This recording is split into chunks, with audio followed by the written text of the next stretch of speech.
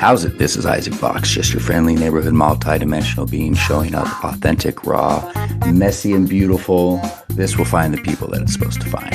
Love you. How's it? Isaac Box, your friendly neighborhood multi-dimensional being, just exciting. Okay, who's showing up today? Who wants some source code uploads, man? They're coming through. So, we'll just get to it for the replay viewers. All right, so what's the title? What did I put on there? Choosing things you don't prefer. So I actually had another title I was going to do today. Maybe we'll do that next week. However, I just got off the phone. My friend called me about 15 minutes before I did the live, and I was talking with him. And I said, well, damn, this is a great live. So I've already started talking about it. I might as well just keep the energy flowing. So choosing what we don't prefer. I'm going to talk fast. I'm going to drop a lot of truth, frequency. By the way, if you didn't realize this, here's something fun. Truth is not subjective. Opinions are subjective. What is true and will always be true. Period. Okay? So when I talk about truth frequencies, okay, Lexi, when I talk about truth frequencies, I'm not necessarily, it's expressing through me, right? And I have this wonderful personality, and I gotta be real careful of my thoughts and ideas. However, when I'm really moving the energy through and aligned to my true self and my high self, it's truth frequency. It is a truth frequency, and it just dissolves things that are less true. So sometimes people get little twinges in their body, and unless you are really sensitive to energy and you've done enough of whatever practice to really manage the physical, emotional, and mental, the third dimensional aspect of self, to unlock the little doorway to start moving into the higher dimensions, to start navigating yourself in more of a high sense perception, which are energy, emotions, right? And start feeling what alignment is and misalignment. Unless you can really feel that and you can know in your sovereign energy space what's your energy and what's energy's coming through and pushing on you or asking you to pull into their reflection, right? Or if somebody's showing you something over here, oh, is there something I agreed to that's in misalignment? It's something to do with me and a belief I've held on to that's an agreement that's in misalignment. Curious, what is that? Bring it back to alignment. Or basically, I'm just here speaking in a truth frequency and people are reacting to it however they react to it. Because when truth frequency hits something that's less true in somebody, fair warning, anyone that shows up or listens to me, they're gonna feel a certain way about it. And unless they're really clear, they can easily project it back out on the person that's speaking. When the person that's where it's really important to know what you're operating from. Right? And until you really are able to really be clear on the distinction between thoughts and feelings, right? And then be real clear on belief systems and what you're operating from in that moment in time, you might miss some fucking shit. So I'm dropping down some truth frequencies. I just ask everybody to be real curious about whatever they're feeling. And some of you just might feel amazing when I speak this thing, and other people might feel angry or fucking ticked off. I don't know. It's welcome to my life. Here's the thing, it's funny when I trigger people, right? Not if I'm accidentally being an asshole, which I'm very, very, very, very, very conscious when I am, and I make the necessary alignments when I am. That's the best I could do. I don't know anyone else that can do any else than that. Just be fucking curious, be honest with yourself. That was a misalignment. I apologize. Please, I'm sorry, please forgive me, thank you, I love you, moving forward. So when I'm speaking in the truth frequency and it's people are reacting, I guess gotta let them have their own experiences, because I know where I'm operating. I'm operating from an open heart. And my joke is, if I don't have a lot of friends, I do, but I don't. Because it's kind of tough to be around that level of truth frequency. And that's just been, even in my most unconscious days, I've just held that shit. That's just my soul. Don't blame me, talk to my soul, man. But I joke and I kid where I basically say, if you think it's challenging, like being around me and being my friend, like try fucking living in my body. Because here's the thing, holding that level of truth frequency running through me, whatever it is, it's just more aligned to my soul, the more of it comes through. Anything in me that is less true, I can't deny it. I gotta look at it. It is so uncomfortable. I'm like, oh my God, what is this? Like there must be some unconscious agreement and belief system I haven't seen. Like this is so uncomfortable. And I get endless reflections of it and experiences of it until I get real curious and I just, what am I holding? What is this lie that I'm holding on to? What is this thing that I think is so true? I see it, I go, oh, I didn't realize. Thank you for showing me. Integrate it back in. So I gotta live in that shit constantly. So that's why I don't mind speaking a little raw and speaking a little open and dropping down some shit. I know I'm doing it from an open heart. And the things, if I'm not, I'll get shown that shit really fucking quickly. Really quickly. Like that moment quickly. And I will be asked to address it really quickly, and I can choose to address it really quickly, or I can put it off, which causes more pain and suffering. So anyways, that's kind of who you're hanging out with right now. I don't know, kind of intense, but maybe it's not.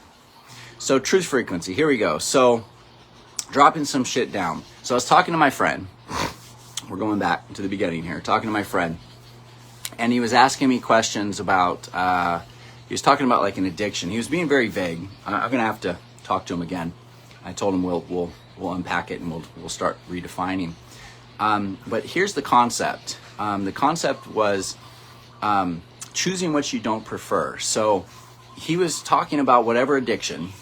I'm assuming he's talking something about maybe alcohol or something, even though he's not an alcoholic. So I gotta figure that out. But feeling good, doing something. But here's the point. When he was talking about changing the addiction, like how do I change it, right? Well, I was like, well, you've obviously defined it as beneficial somehow. And he goes, well, it's not benefit. And I stopped him. I said, you know, the first thing he wants to say is it's not beneficial. I go, no, I know why you would say that, right? Because consciously, of course, this isn't beneficial. However, the human condition, you don't have to take my word for this. You can get curious about it. You can believe me. You can not believe me. I believe this to be, 99% true, maybe 98% true.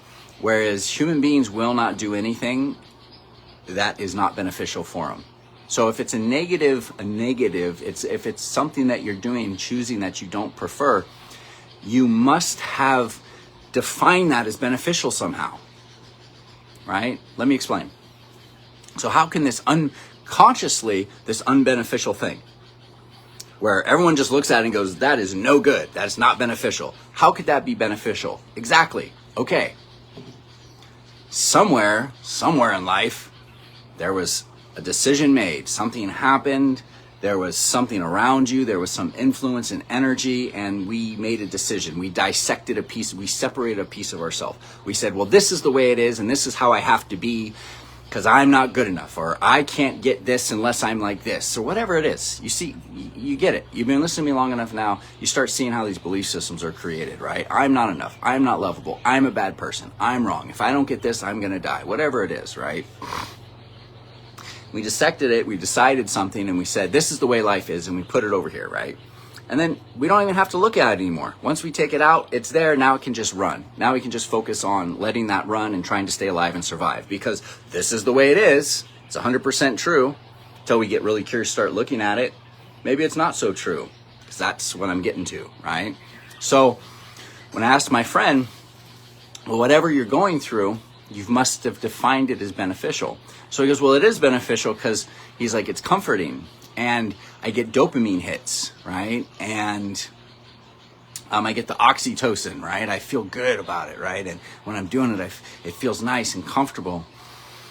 I'm like, okay, all those are benefits. And then I was like, well, can you get that somewhere else? Because that's really your natural state. I don't know if you guys know this. Again, don't take my word for this. Don't take my word for fucking anything. I don't fucking care. I'm not teaching you shit. I'm just dropping down fucking codes so you can figure stuff out. You can take it or leave it. It's not up to me. I don't know. It's not up to me. It's not my business. So, in my experience, Valerie, what was I just talking about? Valerie keeps me on track when she's watching. Oxytocin. So I was saying, make sure you guys are hitting me with comments. There we go. I can see ya. Nice. So beneficially, defined it as beneficial. So he's talking about oxytocin, dopamine. And I was like, can you get that on yourself? Da, da, da, da. Okay, I got it. So it was I was like, maybe that's your natural state. See, that's the thing, like that I knew through my own addiction to alcohol. It was about 17 years ago I quit drinking, which was, I didn't realize that at the time when I had quit drinking, but as I've remembered more of who I am, I was like, holy shit, I know my natural state is that euphoric, buzzy, lovey, gushy, life force energy, relaxed, beautiful flow of energy that you get when you drink or you do some Molly or whatever it is, drugs you like to do, I don't know, pills or whatever, I don't know. So, drugs are actually a quick fix to get actually to what you are, your natural core frequencies, right? Beyond the third dimension, just where you're existing. Like those are the frequencies of love, joy, peace, grace, effortlessness, bliss, right? It's what we exist in. So there's a part of him that knows he should be that, right? So anyways, a little side note there, in case you were wondering. And so I was saying, well, can you get that on your own? Because chances are, like, if that's a quick fix and that's an immediate fix, then you could probably get that somewhere else. So how would you get that? And he says, well, he goes, that's the thing. He goes, I think I can get it somewhere else. He goes, I don't know. It's all unknown. And so what if I stop doing what I'm doing now and I don't get what I need? I said, well, ding, ding, ding, ding. I was like, now that's the definition, isn't it? So follow with me, this tracks. You've just defined the unknown as non-beneficial. And you've defined the known, the known addiction, as beneficial because you're getting what you need here, even though you don't consciously, this isn't beneficial. You're getting what you need here. And if you stop this, maybe you won't get what you need in the new experience. So now, maybe that would be more painful than what you're experiencing now. So he has defined what he doesn't prefer as more beneficial. It's painful and he doesn't prefer it, but at least he knows this pain. He can survive this pain. He can work within this pain. The unknown, maybe there's more pain. Maybe there's less of what he prefers. Maybe he won't get what he needs at all. Maybe he gets 30% of what he needs here. Maybe he'll get 0% here. See, he's defined the unknown as non-beneficial. So the known, he'll keep making choices he doesn't prefer because he unconsciously defined it as beneficial and the unknown is non-beneficial. You guys get that? That's huge. And the level of truth frequency you must carry to be honest with oneself about that, it's pretty fucking impressive. When I see people get really honest about that and get really honest about, oh man, this thing that just is so obviously not preferable, I am choosing it. Oh my God, I did define it as beneficial. And just admit it, because there's nothing wrong with that. It's a human condition. Like, we all just do what we believe is beneficial, and we're all basically operating from belief systems that aren't even ours. Things we just learned, like, passed on for thousands of years. It just got passed on from person to person, passed on in the DNA, passed on through society and systems of education and finances and medical and marriage and whatever the shit is, guys. It's just passed on. Most of the ideas we operate from aren't even ours. Let's get really curious. Like, what am I choosing? What is going on here? So I have some links. Let's see if I got the comments up. Yep, the link's there. I got a class I'm doing with Candace. Free masterclass. It's 3 days, I believe. Straight up meat and potatoes tools on how to do exactly what I was just talking about, how to start really seeing your definitions and seeing what you're choosing to define as beneficial, and how to be really honest, and how to feel the feelings and let go of the thoughts to get closer to really see the as unconscious pieces, to bring these up, to bring consciousness to them. Once you bring consciousness to something that's unconscious, it starts to be educated by the part of you that knows better, that knows more. And this goes, oh shit, I didn't know that these were other possibilities. And oh, maybe the unknown isn't so bad. Maybe the unknown is just unknown. In fact, I'll tell you a secret about the unknown. You know what I found in the unknown each time I choose the unknown? I find more of me.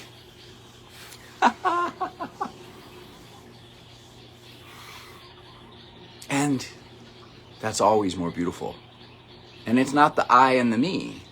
It's the I am. I just find more of what I am, which then the I and the me align to that, which then I become, my personality actually becomes more of what it was, the aligned structures, which I'm talking about next week, the aligned structures of what they're actually meant to hold in alignment, so I can express my frequency through the personality structures. That's all it is. More and more clearly, more and more authentically, with more light and with more love and less distortions. That's it. That's the name of the game. That's what we're doing here. So, God, if only somebody had a class that would actually teach us to actually learn to navigate in this new system, in this new paradigm way of being. Oh shit, we do. I think it's December 1st. Links in the comments. It's fucking free. So, yeah, no, it's pretty amazing. So if you can really just sit with the idea, the possibility, itchy. Sit with the idea of, what am I choosing right now in my life that I don't prefer? And how have I defined that as beneficial?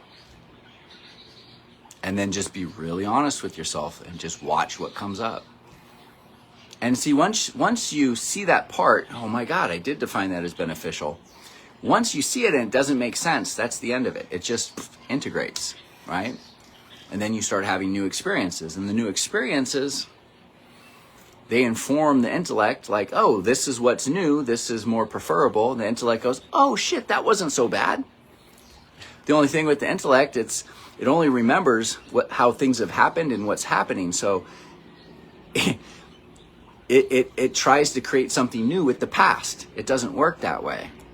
So you got to be willing to let go of the past, step into the unknown, let go, redefine the unknown as bad or fearful somehow, or there's danger in the unknown. Just go, well, the unknown is just a new experience, and I don't really prefer what I'm experiencing now. So the only way that I can experience something preferable is step into the unknown, because it's a new experience. That's where more preferred life is. And so just redefining the unknown as a preferable, more beneficial experience. And then once you experience it enough times, the intellect goes, oh shit, that's what's happening? Like, that is way more preferable. I couldn't have imagined. I couldn't have imagined that things would work out so well or unfold in the way they did. Or I couldn't imagine that things looked so shitty and all these things were happening that I didn't prefer. However, when I look back, that was the best fucking thing that ever fucking happened to me. I never would have learned these lessons without that. Wow. What an interesting mindset that is. So that's kind of where I live now, where I live in the unknown, because I know the unknown is new experiences. Anything of past self or old agreements and low frequencies, I get curious about them, bring them up, feel them, look at them, be honest about it, let them integrate. And I let go of them when I'm ready. If I'm not ready, I'll just let them sit there for a little bit. Let them linger and cause a little pain and suffering until I'm ready, and then I let them go. No big deal. It's no big deal. It's no small thing, and it's no big deal. It's just there. It's part of the experience. And I just have figured in my experience that as I live in the unknown, those are where my new experiences are. That's where the life I prefer lives. And each time I choose into that, it is more preferable. And as I raise my frequencies and let go of the things that are less true, that aren't me, and I step into more alignment of what is true and what is me, I notice it's more than I imagined, because I can only imagine so much based on what I've experienced so far. It's limited. Past, limited. Intellect is limited. So when I surrender that and let go of that and just follow the divine mind that communicates with the physical mind, follow the alignment of that, take action in that, things start happening beyond what I imagined. And it's fucking the synchronicities that show up and the flow. Like, it's living a soul-led life. That's what we're doing, right? That masterclass, I give you the tools on that, like how you start living a soul-led life. It's not third dimension intellect life based on what we think we know and believe to be true, and all these fear-based beliefs of old paradigm that have been passed down that we all just acquiesce to, and we said, okay, God, this is the way things should be. Then we all fight really hard to keep it that way. Control, control, control, and the ego just grows fucking crazy. It's just there. Wave hi, Candace. I think Candace is in there prepping a turkey. The turkey's prepping a turkey. She's my little turkey.